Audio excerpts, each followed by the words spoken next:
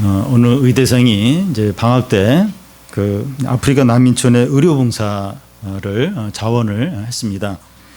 이 학생은 그 아프리카 난민에 대한 사랑하는 마음이 있어서가 아니라 이 단지 새로운 세계를 경험하고 싶어서 가게 된 겁니다. 그런데 그는 그곳에 가서 참 영양실조로 배가 풍선처럼 이렇게 부풀어 오르는 그런 아이들도 보고, 또 항생제 하나면 살 수 있는 사람들이 이제 목숨을 잃는 그런 많은 사람들을 이제 보게 됩니다. 그래서 매번 참 방학 때마다 그곳에 찾아가서 이제 봉사를 이제 하게 되고, 결국은 NGO 의료 구호 단체에 이제 이렇게 거기에 이제 헌신해서 계속 의료 봉사를 이제 하게 됩니다. 그가 이제 의료 봉사를 하지 않아도 어느 누구도 뭐라고 말할 사람이 없습니다. 그 부모나 이제 그 가까운 사람들은 하지 말라고 옆에서 말립니다. 그렇지만 이제 그는 그 많은 월급보다도 그들에게서 받는 게 훨씬 가치 있는 월급이라고 여기면서 계속 그 일을 이제 합니다. 야곱은 이제 많은 고난을 받게 되는데 처음에는 자기 기질과 욕심 때문이었습니다. 근데 시간이 지나면 지날수록 믿음 때문에 고난을 받게 됩니다. 야곱도 얼마든지 편한 생활을 할 수 있고 또 쉽게 살 수 있는데 하나님의 언약을 의지함으로 많은 어려움을 겪는 겁니다. 야곱에게 하나님의 언약이 없었다면 삼촌 라반의 집을 꼭 떠날 필요도 없고 또 부담스럽고 두려운 형 에서를 만날 필요도 없습니다. 그런데 하나님의 언약대로 살려고 하니까 삼촌 라반의 집을 떠나야 되고 두려운 형 에서를 만나야 하는 겁니다. 야곱이 이제 약속의 땅으로 이제 돌아오는데 두 가지 어려움이 있었습니다. 하나는 삼촌 라반의 집을 나오는데 나와야 되는데 하나님의 개입으로 삼촌 라반이 야곱을 추격해 오지만 아무 해도 주지 못합니다. 야곱과 삼촌 라반은 서로 화해하고 언약을 맺고 또 이렇게 서로 이제 인사를 하며 잘 헤어졌습니다. 이것은 앞으로 이제 야곱이 형 에서를 만나게 되는데 하나님께서 함께 해주실 거다 하는 이제 증거가 이제 됩니다. 야곱은 삼촌 라반과 헤어진 후에 계속 이제 고향을 향해 나갑니다. 그런데 그가 고향에 가까이 올수록 기쁘고 기대되는 것이 아니라 큰 돌덩이가 가슴을 계속 짓누르는 그런 어떤 이제 그 힘든 걸 이제 느낍니다. 그 이유는 삼촌 라반보다 더 부담스럽고 더 두려운 형 에서를 이제 만나야 되는데 20년 전에 그 형이 받을 그 장자의 축복을 빼앗았기 때문이고, 그래서 형이 이제 형 에서가 이제 야곱을 죽이려고 했던 일이 20년 전에 있었습니다. 먼저 그 하나님의 천사 부대입니다. 수호천사란 말이 있는데 믿는 자들 각 사람마다 천사들이 하나씩 붙어서 보호해 준다는 그런 이제 천사를 이제 말합니다. 초대교회 당시에 그 수호천사들을 사람들이 믿었던 것 같습니다. 그 사도행전에 보면 베드로가 감옥에 갇혔다가 천사들이 옥문을 열어 주어서 밖으로 나오게 되는데 기도하고 있는 형제들에게 베드로가 찾아갑니다. 그래서 베드로가 이제 그 집에 가서 막 문을 두드리니까 한 여자아이가 문을 열어주러 나왔다가 베드로의 그 목소리를 듣고 너무 놀라서 다시 사람들에게 가서 베드로가 왔다고 이제 외치는 겁니다. 그러자 그 안에 있던 사람들이 네가 미쳤다.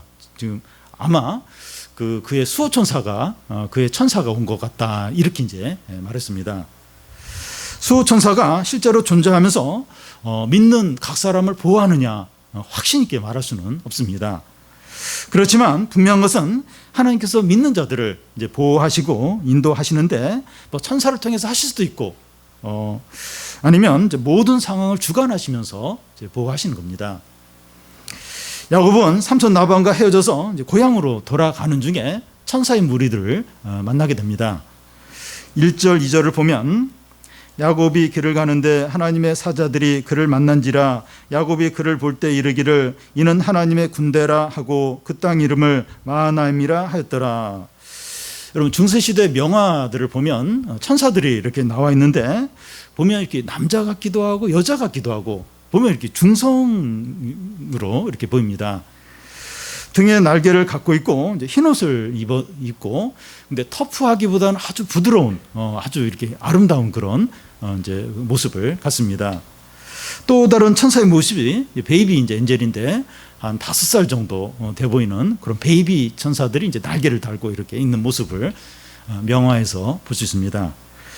근데 여기 나오는 천사는 이제 그런 천사가 아니라 이는 하나님의 군대라 하는데 명령만 떨어지면 바로 전투에 임할 수 있는 중무장한 천사를 이제 말합니다.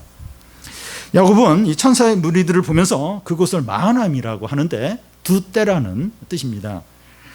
중무장한 천사들의 무리가 두 떼로 야곱의 가족과 그 가축들을 이제 보호를 이제 하고 있는 겁니다. 그런데 이 천사의 무리들은 그 야곱을 이번만 도와주려고 이제 한 겁니까? 아니면 전에도 이제 도와줬던 겁니까? 전에도 도와줬다면 왜 전에는 눈으로 이렇게 보이지 않았던 것일까요? 야곱은 지금 인생에서 가장 큰 위기를 맞게 됐고 다른 어느 때보다도 두려운 상황에 있습니다. 하나님은 야곱의 눈을 열어서 천사의 부대를 보게 해서 그의 믿음과 마음을 붙들어주고 계십니다. 중무장한 하나님의 군대가 야곱과 그의 가족들과 가축들을 에워싸므로 아무것도 두려워하지 말라는 거죠.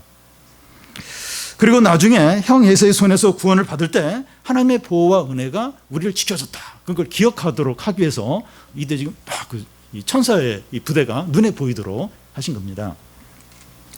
하나님의 군대는 이곳에서만 야곱과 함께 하신 것이 아니라 삼촌 라반의 집에 있을 때도 함께 했습니다. 그 증거가 삼촌 라반이 야곱의 품삯을 10번이나 바꿨고 야곱의 재산을 빼앗으려고 했지만 지금처럼 큰 부자가 될 수 있었던 게 하나님의 군대가 삼손 라반의 집에서도 보호해줬기 때문이죠. 지금 하나님의 군대가 야곱에게 나타난 것은 처음이 아니라 지금까지 함께 하셨는데 이번에 처음 야곱의 눈에 나타난 겁니다. 야곱의 눈에 이제 처음으로 보이게 된 겁니다. 여러분, 이 보이지 않는다고 없는 것이 아닙니다. 실내 공기 중에 수분이 많은데 우리 눈에는 안 보여요. 지금 여기 이 공간에도 수분이 많은데 안 보여요. 근데 그 에어컨 밑에 이제 물을 이제 이렇게 하루 종일 받아보면 저희 사역자들이 월요일, 화요일 날 이제 청소할 때 이렇게 여름철에 이제 에어컨 받은 그 물을 이제 보면 한 통이다, 한 통.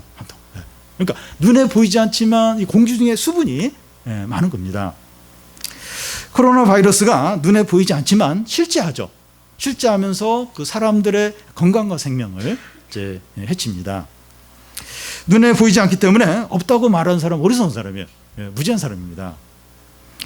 여러분, 하나님의 이런 보호와 인도가 그 야곱에게만 해당되는 건가요? 아니면 모든 성도들에게도 해당이 되나요? 우리 모두에게 이런 하나님의 보호가 있습니다. 시편 34장 그 7절을 보면 여호와의 사자가 주를 경외하는 자를 둘러 진치고 저희를 건지신다고 말씀합니다. 여기서 주를 경외하는 자는 모든 그리스도인들, 모든 성도들, 우리 모두를 다 가리킵니다. 주의 사자가 이 성도들을 다 진을 치고 에워싸서 보호를 한다는 겁니다.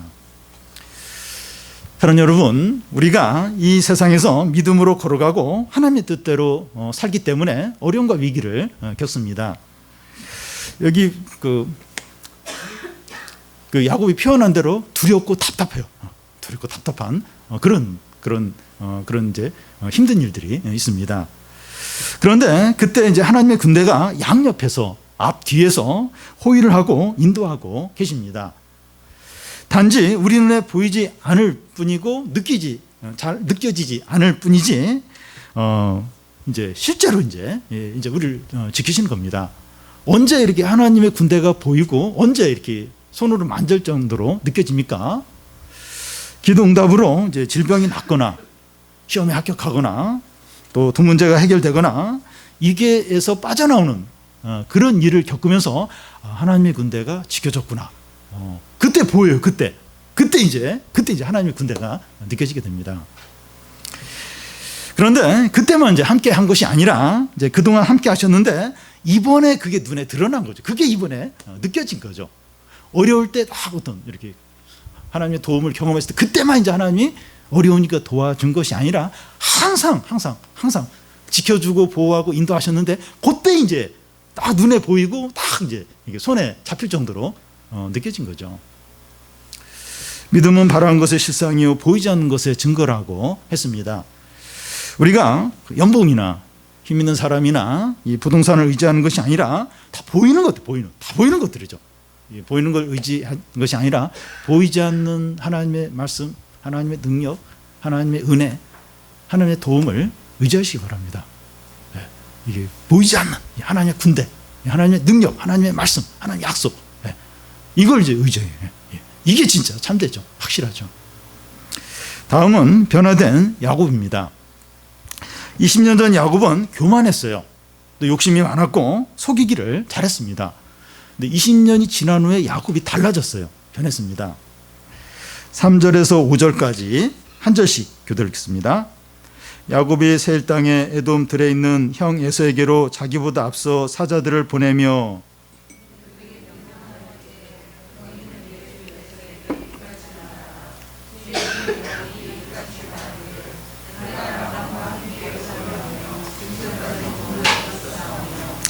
내게 소와 나귀와 양떼와 노비가 있으므로 사람을 보내어 내 주께 알리고 내 주께 은혜 받기를 원하나이다 하라 하였더니, 나이 드신 어르신이나 높은 분을 이렇게 만나러 찾아갈 때 미리 안부를 전하고 와도 된다 이렇게 허락을 해주면 그때 이제 찾아가게 됩니다.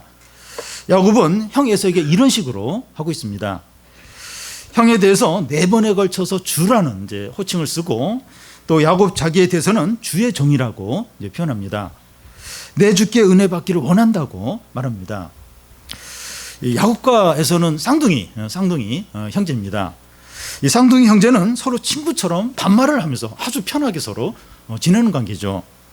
그런데 야곱은 형 에서를 신하가 왕을 만나러 가는 것처럼, 또 종이 주인을 대하는 것처럼 그렇게 이제 대하고 있습니다. 야곱이 너무 약해졌어요. 또 소심해졌고 겸손해졌습니다. 무엇이 야곱을 이렇게 겸손하게 만들었습니까? 20년 동안 삼촌 라반 밑에서 고난과 연단을 많이 받았기 때문입니다. 여러분, 하나님은 선택된 자를 겸손하고 거룩하고 순수한 믿음을 갖도록 고난을 주십니다.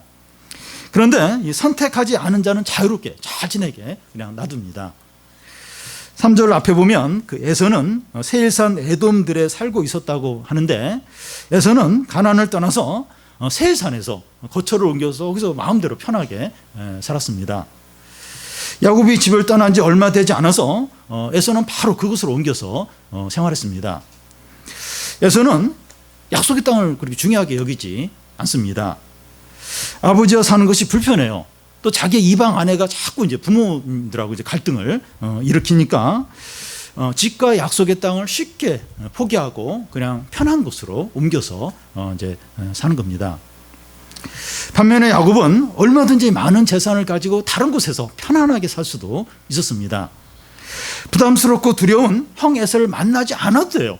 왜 뭐 꼭 그 고향으로 와야 됩니까? 그 엄청난 재산을 가지고 그 부담스러운 형 없는 곳에 가서 얼마든지 그 평생을 살 수도 있었습니다. 그런데 하나님의 언약에 따라서 약속의 땅으로 돌아오는데 목숨을 걸고 좀 돌아오고 있습니다. 형 에서가 그냥 죽이면 그래 죽어야 돼요. 재산 다 빼앗으면 빼앗겨야 됩니다. 목숨을 걸고 그 하나님 언약 때문에 약속의 땅으로 돌아옵니다. 야곱은 자신의 권리와 자랑과 자존심을 다 내려놓고 있어요.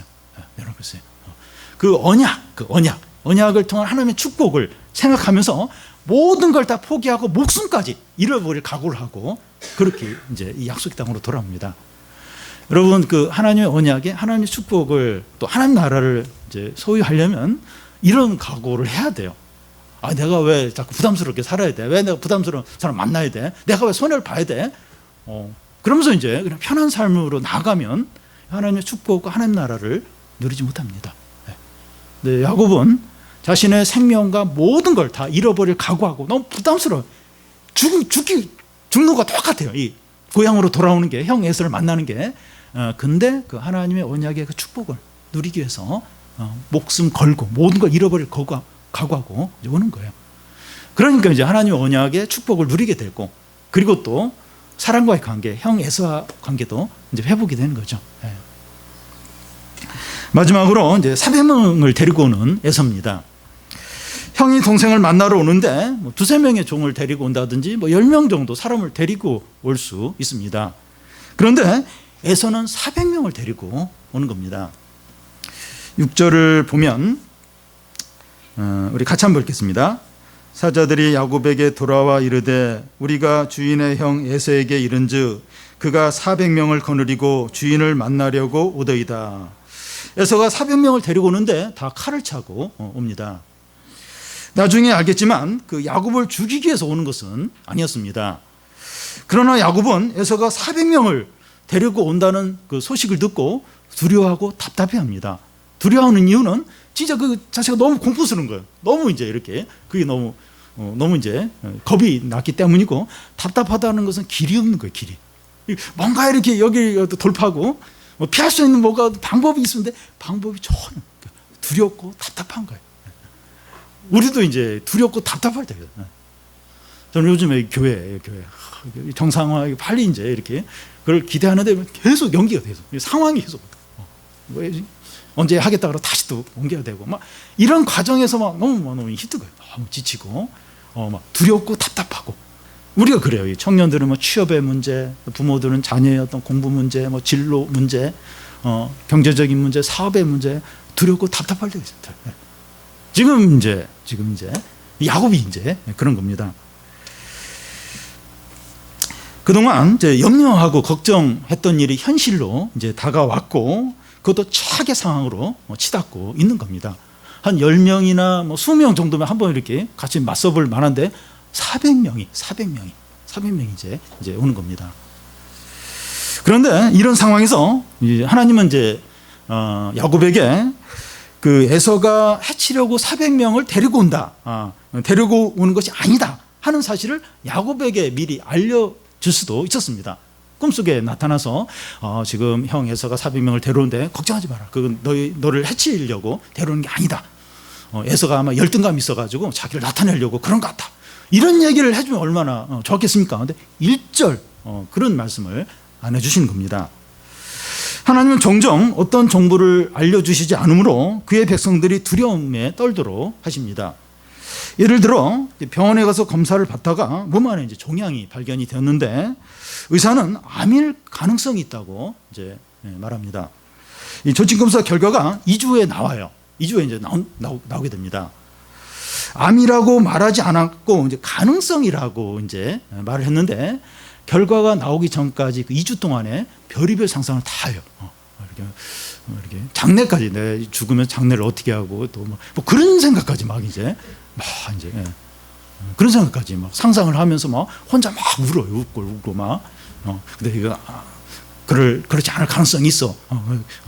괜찮을 거야. 그러면서 또 막 슬퍼하고 뭐 2주 동안에 별의별 상상을 이제 다 합니다. 2주 후에 이제 결과가 나왔는데 더 커지면 이제 제거하는 수술을 하면 되는 그런 일반 종양이니까 걱정하지 않아도 된다고 이제 그런 얘기를 듣게 되죠. 이와 같이 하나님은 결과를 다 알고 계시면서 그 사실을 알려주지 않으므로 우리 애간장을 다 녹이고 노심초사하게 만들 때가 있습니다. 왜 그러십니까? 그것이 신앙에 유익하고 영적으로 한 단계 성숙할 수 있는 기회가 되기 때문입니다. 지나고 보면 별것이 아닌데 그 당시는 너무 두려운 거예요. 너무나도 마음이 가난해지는 겁니다. 근데 그 기간이 영적으로 얼마나 유익한지 몰라요. 얼마나 그때 간절하게 기도하고 막 죄도 회개하고 막 회개도 많이 하고 신앙이 이렇게 좀 한 단계 올라요. 변해요. 그리고 막 신앙의 열매들이 그 기간 동안에 많이 이제 맺히게 됩니다. 너무나도 유익한 기간입니다. 야곱은 에서가 400명을 데리고 온다는 소식을 종들로부터 듣고 나서 어떻게 반응을 합니까? 현실적인 반응, 신앙적인 반응을 이제 합니다. 먼저 현실적인 반응을 이제 살펴보면 7절, 8절을 한 절씩 교독하겠습니다. 야곱이 심히 두렵고 답답하여 자기와 함께한 동행자와 양과 소와 낙타를 두 떼로 나누고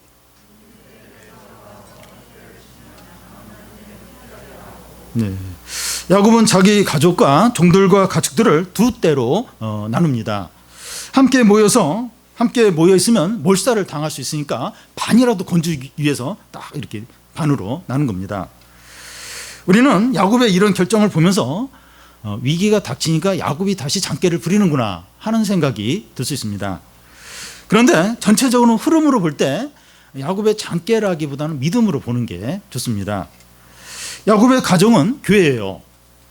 교회가 한꺼번에 없어지는 것보다 한 부분이라도 남아서 계속해서 이제 이런 하나님의 교회의 어떤 역할을 하는 게 중요하죠. 그런데 야곱의 이런 현실적인 대응은 문제의 진정한 해결책은 아니었지만 자기가 할 수 있는 일을 믿음으로 하고 있다고 이제 볼 수 있습니다. 야곱은 두렵고 낙심이 되었지만 아무것도 할 수 없을 정도로 낙심 가운데 있지는 않았습니다. 우리가 어떤 어려움으로 두려움 가운데 절망을 이제 할 수 있지만 아무 일도 할 수 없을 정도로 낙담해 있으면 안 돼요. 우리에게 믿음이 있어도 두려워하지 않는 것이 아닙니다. 그러니까 믿음이 없으니까 두려워하지, 그게 아니라 믿음이 있어도 두려워요. 두려움을 느낍니다. 믿음이 있어도 어려움 때문에 두려워하고 답답해요. 그 자체가 너무 이제 힘든 거예요. 겁도 나고 답답한 거예요. 해결 방법이 피할 길이 없으니까 이제 두렵고 답답한 겁니다. 그렇지만 아무것도 할 수 없을 정도로 두려워서는 안 돼요. 그 정도로 그게 이제 지나친 두려움이 되는데 그 정도까지 되면 안 됩니다. 우리가 할 수 있는 일을 해야 돼요. 해야 됩니다. 그 일이 그 어려움을 해결하는 건 아니지만 그 일을 통해서 하나님의 도움이 나타날 경우가 많습니다. 예를 들어 이제 출애굽기에 나오는 갈대 상자인데 모세의 부모가 이제 아기 모세를 막 기르는데 3달 이상은 못 기르는 거예요. 그래서 갈대 상자 만들어서 이제 날강에 띄우는데 바로 왕의 그 딸이 공주가 그걸 보고서 이제 모세를 데려다가 이제 왕궁에서 키우게 되죠. 우리가 믿음으로 이제 작은 일, 그게 문제 해결은 안 되지만 그걸 통해서 하나님의 도움이 나타날 때가 많다는 거예요. 그래서 너무 두려워서 아무것도 못할 정도로 그러면 안 되고 할 수 있는, 믿음으로 할 수 있는 그런 일들을 해야 됩니다. 전화하는 거면 전화 한 통화 하고 이렇게 집에 있는 설거지 하는 거라면 설거지라도 하고 이렇게 너무 침체되어 있어서 쓰레기도 못 버리고 있어서 쓰레기라도 버리고 작은 일이 무슨 주님의 도움이 나타날 그건 아니다. 어쨌든 뭐라도 하라는, 어쨌든 그 지나친 두려움에 빠져있지 말고 작은 일 뭐라도 하라는 거예요. 하라는 겁니다. 야곱의 형 에서가 400명을 데리고 온다는 그 사실을 듣고 신앙적으로 어떻게 반응합니까? 방금 앞에서는 현실적인 반응이고 신앙적으로는 어떻게 반응합니까? 하나님과 그의 약속을 의지해서 간절히 기도합니다. 이 기도는 야곱의 생애와 창세기 전체에서 가장 위대하고 간절한 믿음의 기도라고 할 수가 있습니다. 우리가 잠시 살펴보겠지만 기도가 참 너무나 귀하고 너무나 아름답고 이런 기도를 해야겠구나 하는 생각을 이제 하게 됩니다. 야곱은 이 기도에 모든 걸 걸고 있어요. 이렇게 양떼를 2패로 나누고 했긴 했지만 거기에 어떤 기대를 거는 게 아니라 사실 야곱은 이 기도에 자신의 모든 걸 다 걸고 있습니다. 그러니까 우리도 이제 현실적인 반응, 또 믿음의 반응을 하는데 잘못하면 그 현실적인 반응에 모든 걸 걸어요. 전화하고 인간적인 방법 쓰고 거기에 모든 걸 걸고 믿음의 반응은 대강 이렇게 무늬만 믿음으로 이제 그럴 가능성인데 그게 아닙니다. 야곱은 현실적인 어떤 그걸 하긴 하는데 자신의 모든 건 이 믿음의 기도, 여기에 이제 모든 걸 다 걸고 있습니다. 우리도 이제 그렇게 해야 되죠. 야곱이 기도하는 대상이 누굽니까? 기도하는 대상이 누굽니까? 9절을 보면 우리 같이 한번 읽겠습니다. 야곱이 또 이르되 내 조부 아브라함의 하나님, 내 아버지 이삭의 하나님 여호와여, 주께서 전에 내게 명하시기를 내 고향 내 족속에게로 돌아가라, 내가 내게 은혜를 베풀리라 하셨나이다. 내 조부 아브라함의 하나님, 내 아버지 이삭의 하나님, 이렇게 부르는 것은 할아버지 아브라함과 아버지 이삭의 삶 가운데서 하나님이 행하신 모든 일을 지금 기억하고 이렇게 그의 이름을 부르고 있는 겁니다. 하나님께서 아브라함과 이삭의 삶 가운데서 얼마나 많은 은혜와 놀라운 일을 행하셨습니까? 그것을 기억하면서 기도하는 겁니다. 아브라함과 이삭의 삶 가운데서 행하신 놀라운 능력을 형 에서의 위협에 적용하며 기도하고 있습니다. 괜히 뭐 이렇게 조부 그 할아버지 그 아브라함과 아버지 이삭의 하나님의 이름을 부른 것이 아니라 그 아버지 이삭 또 할아버지 아브라함의 삶 가운데 하나님 얼마나 큰 능력을 행하셨는가, 그걸 기억하면서 그걸 붙들고 그 형 에서의 그 위협 가운데서 기도를 하고 있는 거예요. 그 연장선에서 지금 그 기도를 하고 있는 겁니다. 야곱은 그 할아버지와 또 아버지에게 베푸신 은혜를 말한 후에 이제 이어서 이제 그동안 자기에게 베푸신 은혜가 얼마나 큰가를 말하고 있습니다. 그러니까 자신의 삶 가운데 또 하나님 얼마나 놀라운 일을 하셨는가, 그걸 또 이제 기억하면서 기도를 이제 합니다.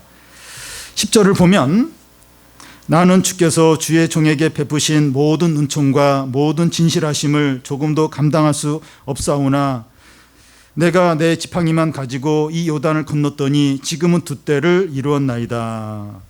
20년 전 내가 요단강을 건널 때 지팡이 하나만 들고 건넜는데 지금은 셀 수 없이 많은 두 때의 그 가축들과 또 종들과 가축들을 이제 이끌고 지금 고향으로 돌아오고 있다는 겁니다. 하나님은 비천하고 보잘것없는 나에게 말할 수 없는 풍성한 은혜를 베푸시고 모든 진실과 성실로 대하셨다는 거예요. 지난 20년을 돌아보면서 주님의 성실과 은혜가 너무나도 컸다는 겁니다. 20년 전 서울에 배낭 하나 메고 올라왔는데 결혼도 하고 자식들도 있고 집도 있고 직장도 있고 자동차도 있고 그 외에 많은 것들이 있다는 거예요. 우리도 나름대로 이런 고백을 할 수 있어요. 내가 전에 지방에서 서울 올라올 때 어땠는가. 근데 지금은 얼마나 이렇게 많은 걸 누리고 있는가. 우리도 개인적으로 이런 고백을 할 수가 있습니다. 지금 어렵다고 해도 그래도 이제 없었는데 혼자 했는데 얼마나 지금 많은 걸 지금 누리고 있는가. 이런 고백을 할 수가 있습니다. 야곱은 형 에서의 만남을 앞두고 하나님께서 그동안 자기에게 베푸신 은혜와 성실에 대해서 감사하고 찬양을 하고 있습니다. 형 에서의 위협이 아무리 크다고 해도 하나님의 크신 은혜와 성실함을 뒤엎지는 못한다는 겁니다. 여러분, 그 야곱이 그 할아버지 아브라함과 아버지 이삭의 삶 가운데 하나님 베푸신 은혜들, 또 어떤 성실하심들, 이게 이론입니까? 추상적인 거예요? 없는 건데 막 이렇게 뭐 그걸 뭐 이렇게 그걸 뭐 억지로 뭐 만들어내고 있는 겁니까? 아니죠. 할아버지 일이에요. 아버지 일이에요. 다 들어서 알고 있어요. 눈으로 봤어요. 그 풍성한 은혜들, 성실함들, 그걸 지금 이렇게 기억을 하고 고백을 하고 있는 겁니다. 그리고 지난 20년 동안 자기에게 베풀어 주신 하나님의 진실함들, 성실함들, 그 이론입니까? 뭐 추상적인 거예요? 없는 거 지금 뭐 이야기하는 겁니까? 자기가 다 경험해. 지금 눈앞에 엄청난 가축들과 또 이 가족들, 자녀들이 있잖아요. 그 모든 하나님의 은혜와 성실하심들, 진실하심을 지금 형 에서의 위협과 비교를 하고 있는 거예요. 형 에서의 위협이 아무리 크다 할지라도 하나님의 이런 성실함들, 이런 큰 은혜를 뒤엎고 그러지는 못한다는 겁니다. 한번 비교를 하는 거예요. 비교를 하는 겁니다. 그런 후에 야곱은 그의 긴급한 기도를 드리고 있습니다. 하나님이 그동안 베푸신 은혜들, 성실함들 이야기한 후에 이제 자신의 기도를 이제 그때서야 하고 있습니다. 11절을 우리 같이 한번 읽겠습니다. 내가 주께 간구하노니 내 형의 손에서 에서의 손에서 건져 내시옵소서. 내가 그를 두려함은 그가 와서 나와 내 처자를 칠까 겁이 나기 때문이니이다. 야곱은 기도를 시작하면서 자신의 현실적인 어려움을 바로 막 기도하지 않았습니다. 빨리 도와달라고, 나 지금 너무 불안해 죽겠다고, 빨리 뭐라도 해달라고 그렇게 하지 않고 앞서서 미리 그러기 전에 할아버지 아브라함과 아버지 이삭에게 하나님 얼마나 은혜를 많이 베푸셨는가, 또 지난 20년 동안 나에게 얼마나 성실하게 하나님 능력을 하셨는가, 그걸 다 이렇게 이야기한 후에 그러고 나서 이제 하나님의 크신 은혜와 성실 앞에 형 에서의 위협은 너무나 작다는 거죠. 너무나 작다는 거예요. 400명이 아니라 4,000명, 4만 명이 와도 하나님의 풍성한 은혜와 이 성실함을 뒤엎지는 못한다는 겁니다. 그걸 이제 고백을 하면서 야곱 자신도 느끼는 거예요. 현실에 어려움이 있어요. 400명 무장을 하고 와요.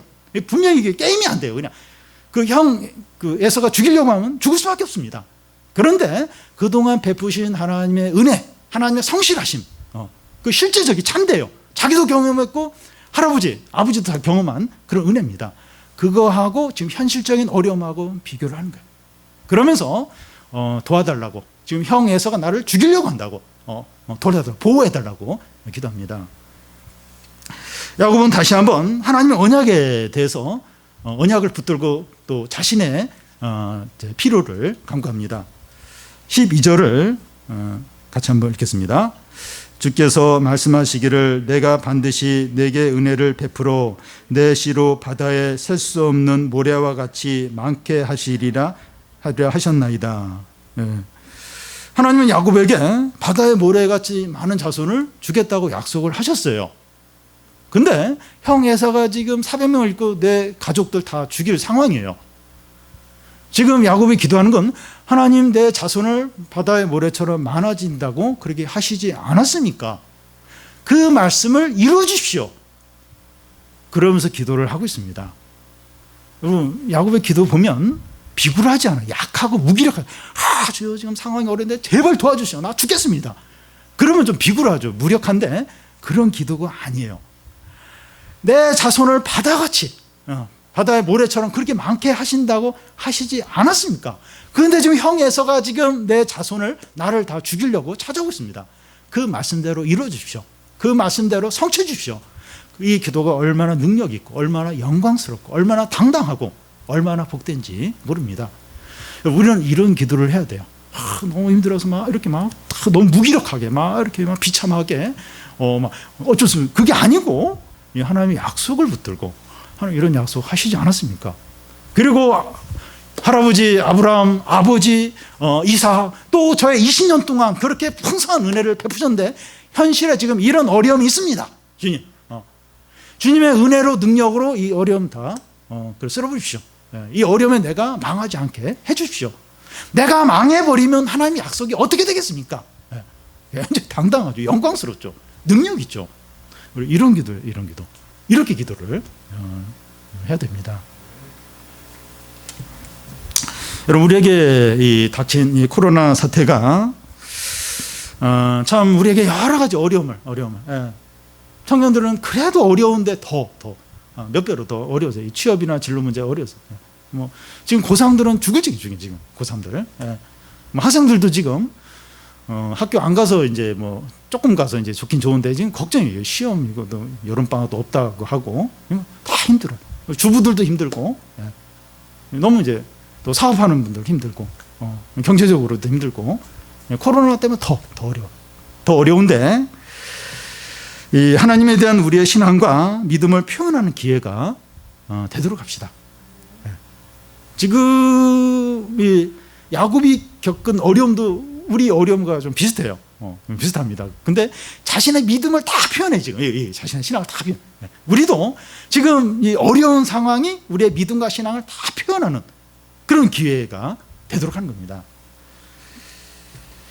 우리가 얼마나 믿음이 없고 쉽게 낙심하고 두려움에 쉽게 빠지는지, 또 유혹이 얼마나 약한지 회개합시다.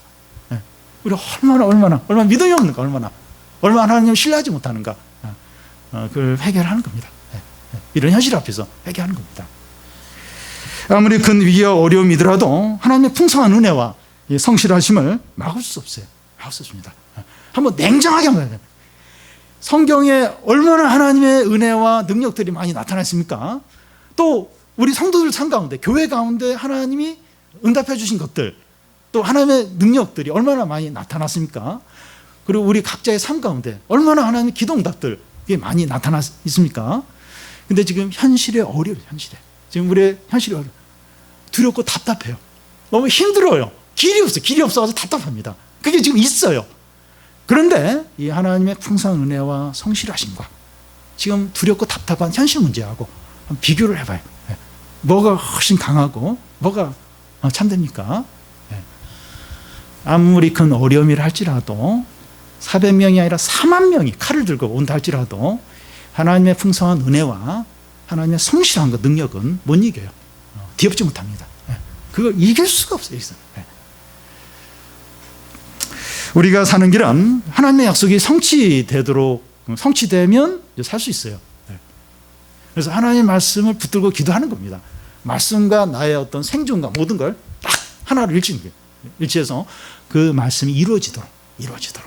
그래서 이 말씀이 이루어지고 하나님의 뜻이 이루어지면서 나도 살고 우리 가족들도 살고 참 모두가 좀 하나님께 영광을 돌리는 그런 은혜가 있기를 바랍니다.